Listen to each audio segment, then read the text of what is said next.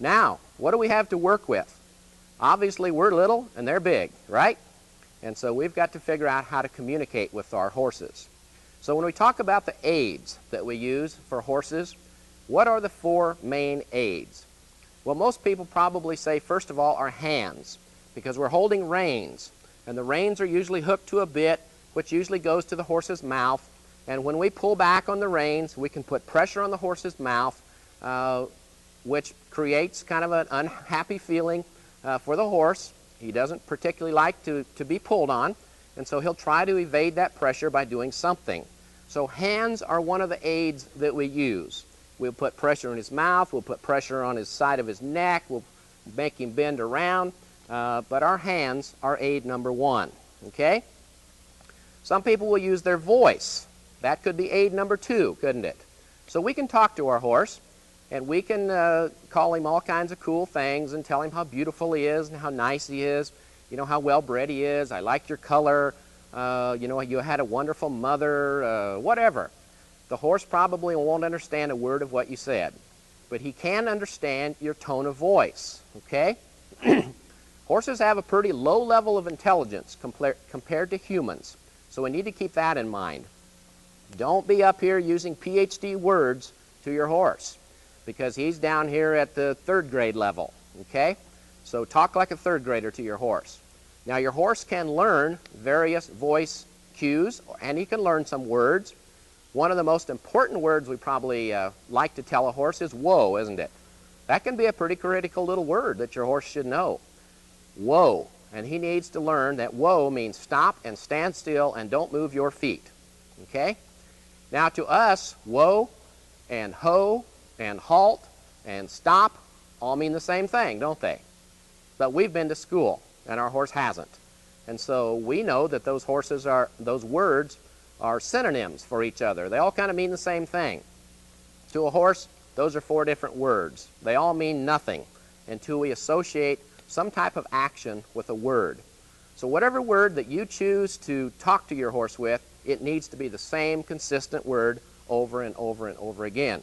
So if you choose to use the word whoa, then use the word whoa all the time. Now one thing I see a lot of times in pleasure classes especially is people want their horse to slow down, and so they say whoa, whoa, whoa, whoa. To me, that's not good horsemanship. Whoa should mean whoa. Whoa means stop and don't move any of your feet. It doesn't just mean slow down, okay? So we need a different word for slow down. Sometimes people will use clucks or kisses or chirps or something to their horse to indicate that we need to go faster or do a different gait, and that's fine as long as you use the same sound all the time and associate that sound with some type of a backup action to teach that horse what you really want him to do, okay? You can chirp all day long and he may not know that he's supposed to lope until you teach him what that chirp sound means. So we've got to associate some other action with the chirp until he figures out what the sound means. Now horses can tell a lot by the tone of your voice. You know, you can call them the most rotten, no good things in the world, you know. You can say, boy, Blackie, you are the most rotten, ugly-minded thing. Your mother was a puke. She had big feet. She was crooked-legged. She was bad-minded. You are ugly. You were ugly from the day you were born. And poor Blackie says, oh, he loves me. He's talking nice to me, okay? So they don't understand the words, but when you talk soft and soothing, the horse thinks he's done something right. Now you can tell when you talk to your friends, if they snarl at you and go, rah, rah, rah, you know that they're not too happy. Horses are the same. You can use that tone of voice to scold a horse and tell him that that's not the right thing to do. And so, you know, when Monte was walking with that horse, if that horse tried to run over the top of him, you know, he might have yelled at him like, get off of me, something like that. But he would associate that lead rope with making that horse get away from him. So that horse learned that that tone of voice means, oops, I'm in trouble. I better do something different, okay? So tone of voice is pretty critical.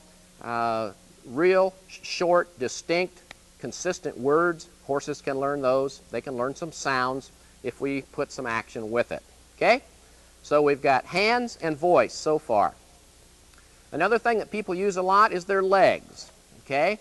People say, well, what do you do with your legs? And most people say, well, I kick him to make him go. All right? And so, yes, that's a thing that we can use. We can use our legs to drive a horse forward. We can use our legs to drive a horse backwards. We can use our legs to push a horse sideways. But a horse needs to learn to move away from that pressure.